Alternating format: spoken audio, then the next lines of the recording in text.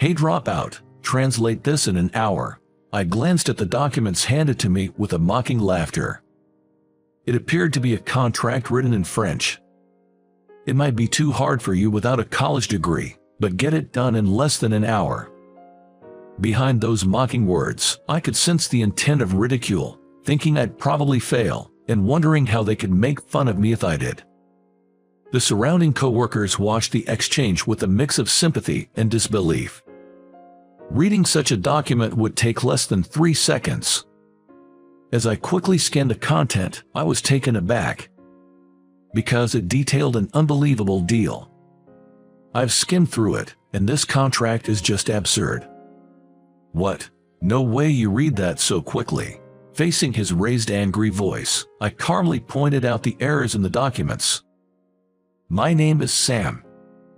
I'm a regular office worker at a certain company. Well, starting today, I'll be working at the New York headquarters. Growing up in a poor family, I started working on the ground at this company right after middle school. Back then, it was just a part-time gig, but eventually, I was hired full-time. My co-workers were kind, and despite my limited formal education, they taught me a lot. From the job itself to math and even languages, I learned a lot on the job. I always believed that what I learned would one day benefit the company and contribute to its growth.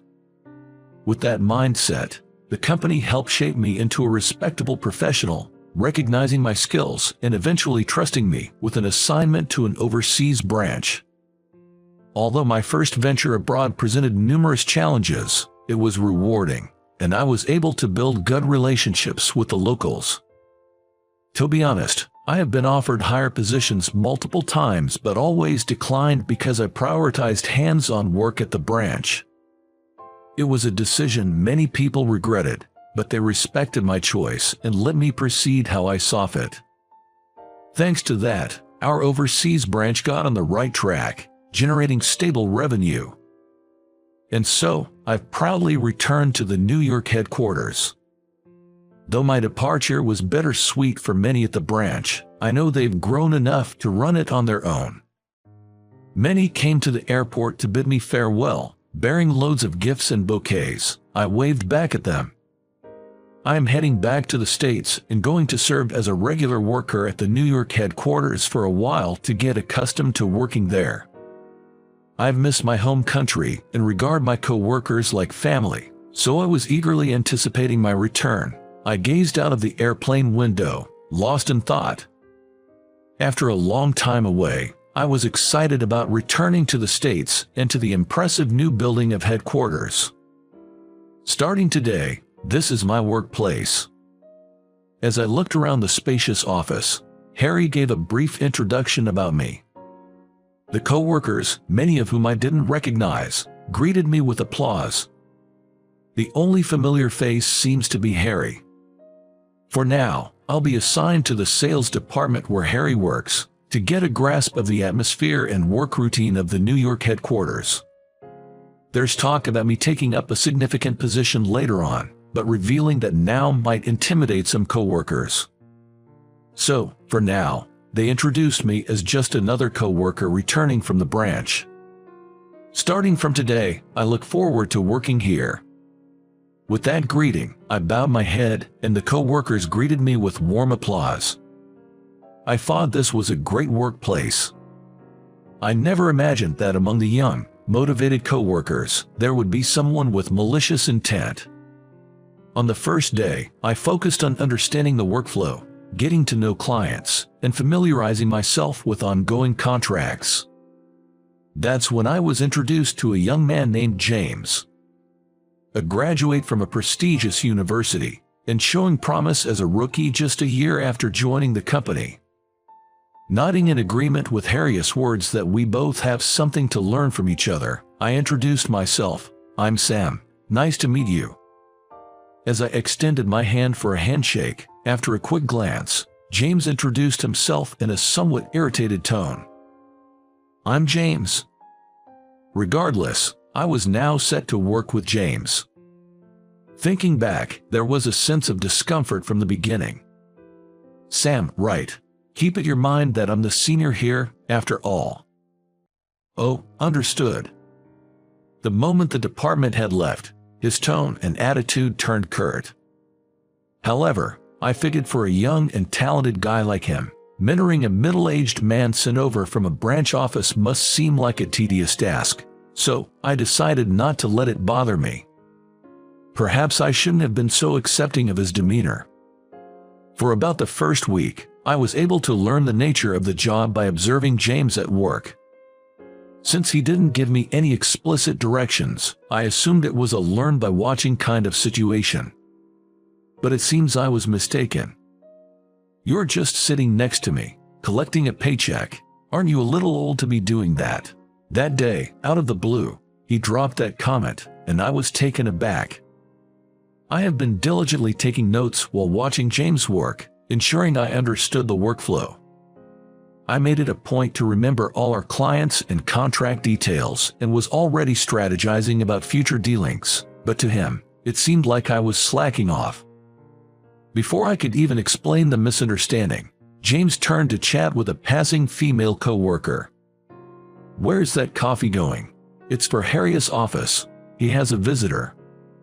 From the female co-worker who responded, James quickly took the tray from her. Without even glancing at her puzzled expression, he turned to me and said, "You're just hanging around today too, aren't you? Do this simple task."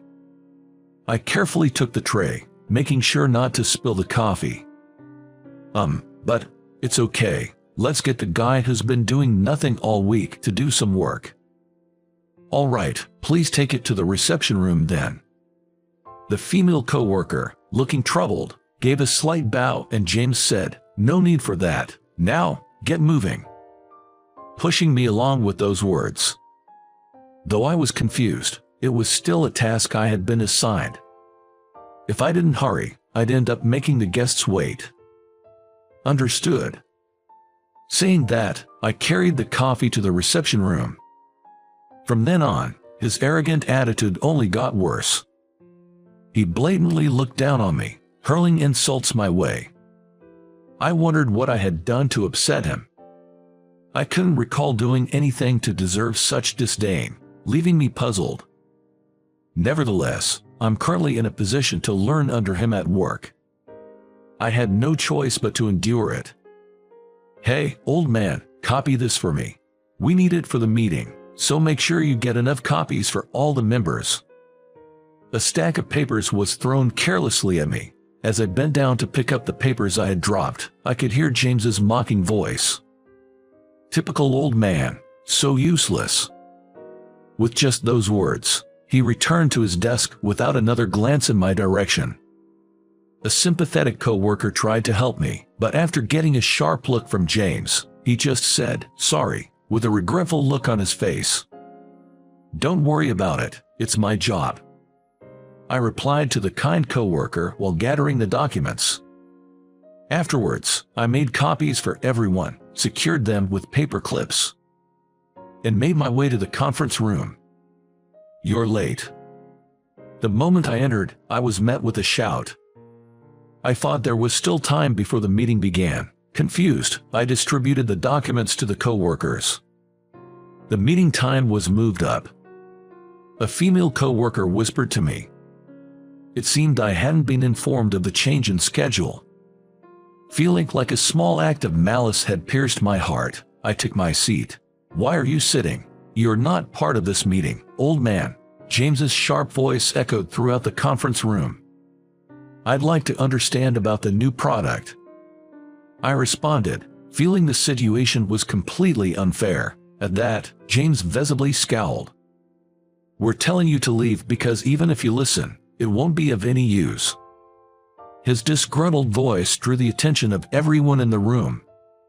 Some looked annoyed, some pitied me, their glances hurt, and I decided that staying would only be a nuisance. "I understand. Excuse me." I quietly said that and left the conference room. Behind the door I had softly closed, I bit my lip with sadness and frustration. I had returned to the NY headquarters to work. Yet, they wouldn't let me do anything. Still, I'm not in a position to defy James right now. Harry told me to learn from him. I don't want to let him down. If I can't attend the meetings, all I can do is dive deep into the documents, research the details, and understand them. Throughout the hours-long meeting, I did what I could in my own way. The new product discussed in the meeting was set to be pitched to a major international company. James is at the center of this project. He's running around various places as if he's forgotten about my existence. Right now, I'm left behind in the office, sorting and processing the expense documents he told me to handle. Occasionally, there are receipts mixed in that shouldn't be processed as expenses, so I discreetly set them aside for later clarification. I plan to ask about the details later. However, for such a big project, I think James is making too many unilateral decisions. Each time he returns, he gives instructions to the co-workers, but he seems to be the only one who knows the detailed status of things.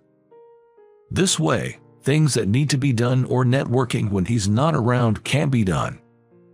I believe the product is being manufactured in a factory, but has he checked on its operation status? Looking around, many co-workers seem unsure about what to do next, their hands idle. What should I do? While I'm pondering this, James returns. His face is flushed, filled with elation. Walking back with great pride, he approaches me with a smug look on his face. "Hey, old dropout, translate this in an hour." I glanced at the documents handed to me with a mocking laughter. It appeared to be a contract written in French. "It might be too hard for you without a college degree, but get it done in less than an hour." I called out to James as he was about to walk away. "Hold on. This is a contract for a new product, right?" "Yeah, so what?" I responded to his scoffing remark. "I've skimmed through it, and this contract is just absurd." "What? No way you read that so quickly." Facing his raised angry voice, I calmly pointed out the errors in the documents. First, the amount listed here is off. The contract itself is simple enough that anyone could read it in a few seconds. I began by reading out the contract quickly. Not just James, but the other co-workers also looked at me in surprise. The wording seems fine, but this is in Euro notation. What are you talking about? That can't be right." James snatched the contract from me and took another hard look at it. He was visibly shaken by the amount listed. The fact that the amount was sneakily written in small, messy handwriting suggests that the other company is definitely shady. Still, if one were to carefully check, it would be obvious. To begin with, it's clear they're taking us lightly if they think they can pull something like this. Thankfully, the contract hasn't been finalized yet. There's still a chance to fix things. Can someone please call Harry as soon as possible? Whoa, old man, don't go making decisions on your own. I glance at the shouting James and quickly think about my next move. James, the contract mentions that we need to provide samples before the deal, right? Yay, that's right. It's a big deal. That's standard procedure. Have you informed the factory about this? At my words, James hesitated. Most likely, the factory wasn't informed about the sample provision. Come on, even without saying, we surely have some samples ready, don't we? We can't be sure of how many surplus units we have without checking with the factory. I immediately make a call to the factory. The workers there, surprised by the urgent call from the NY headquarters, promptly connect me to the factory manager, who fortunately was nearby. I quickly brief him on the current situation and check how many samples we can provide. Unfortunately, it wasn't enough to meet the numbers our client had specified. I know it's a stretch, but can we ramp up production to meet the deadline? For you, Sam, we'll make it work. Don't sweat it. The factory manager was willing to cooperate. I felt sorry, but it seemed like we would have to ask the workers for some overtime. Thank you, I really appreciate it. I sent my deepest gratitude to them. "Sam, what on earth happened?" Harry arrived, and James, pale-faced, pleaded with the director. "Director, this guy, he messed with my contract." Everyone present knew that James was the one who initially brought the contract. He probably wasn't aware of the nonsense he was spouting. However, it was clear he was trying to pin his mistake on me. This realization made me profoundly sad. "Harry, there were discrepancies in the contract. Here's the translated version." Upon reading the document I handed over, his face changed. "If we went through with this deal, our company would suffer immense losses. We haven't finalized the deal yet. I'll contact the client." What do you think you're doing? It's my contract. I'll make the call." "James, keep quiet for a moment." Harry sternly interrupted James. "Sam, can I trust you with this?" "Of course, you can." Harry's words, filled with trust, made me nod in agreement. I immediately contacted the client. As I began conversing fluently in French, everyone in the office stared at me in surprise. However, I couldn't be concerned with that now. Time was of the essence. "I've secured an appointment. I'll head over to their office right away." "I'll accompany you." We quickly tidied ourselves up and began preparations to head to the client's office. If that's the case, I'll go too." James tried to persist, but Harry gave him a cold stare. "Do you even comprehend the gravity of what you've done?" James was at a loss for words, and I said nothing. Now was not the time for that. Leaving a visibly exhausted James behind, we left the office. As a result, we successfully negotiated with the client and managed to make a deal that satisfied both parties.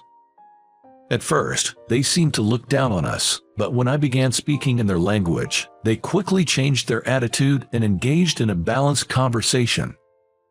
It seems they never intended to act so unscrupulously from the beginning. They realized there was an oversight in the contract and mentioned how relieved they were that a competent representative came to rectify it. Apparently, James's French was hard to understand and, to make matters worse, rather self-absorbed. While we do conduct our transactions in English, it's not their native language. That's precisely why one must be cautious with pronunciation and word choice. James's way of speaking lacked sincerity. This, combined with other issues, frustrated them, and they thought of slightly intimidating us. They didn't expect us to take such a contract seriously and actually consider it. At the same time, they had intended to sever ties with any company willing to finalize such an agreement carelessly. Our newbie, James, was rude, but you guys were also out of line. Upon hearing this, the executives from the client side gave a wry smile and apologized for testing us. Moving forward, I believe we can engage in mutually beneficial transactions. After that, we shook hands, had a friendly chat, and then returned to the New York headquarters. I returned to the New York headquarters and entered the office, which was still buzzing with unease. Soon, flustered co-workers rushed over to me. "The contract has been amended to the appropriate amount and will provide the sample products as promised," I informed them. Upon sharing that the director and I had renegotiated the deal, ensuring a positive business relationship in the future, the co-workers collectively sighed in relief and celebrated the good news. Amidst the jubilation, a young man stood alone, glaring at me. It was James. "What the hell, man? You stole my thunder." Cold stares surrounded the yelling James. "James, do you realize how much trouble you've caused everyone this time?" As I questioned him calmly, it seemed to strike a nerve, and he started ranting like a tantruming child. "Why should I care? If everyone had listened to me, everything would have gone smoothly. I did nothing wrong. Everything would have been fine without your meddling. I'm not at fault. Definitely not at fault." With each of his outbursts, the atmosphere grew colder. And it seems my patience had reached its limit. Enough is enough. My voice echoed throughout the office. You should be ashamed, being an adult and not being able to accept your own mistakes." Quietly, yet with stern authority, I addressed him. James stood there, lost for words. The co-workers just stared at me with shock, while Harry gave a wry smile. "This could have been avoided if you haven't acted on your own. There's nobody else here competent enough except me." No one paid heed to James's lone outburst. "Why is it always me who's in the wrong, and you old man is always right? My name is Sam, so do not call me old man," I replied firmly. "You've never once called me by my name, have you? Why would I? Someone like you doesn't deserve that kind of respect." Seeing James refuse to accept his mistakes to the very end made me sad.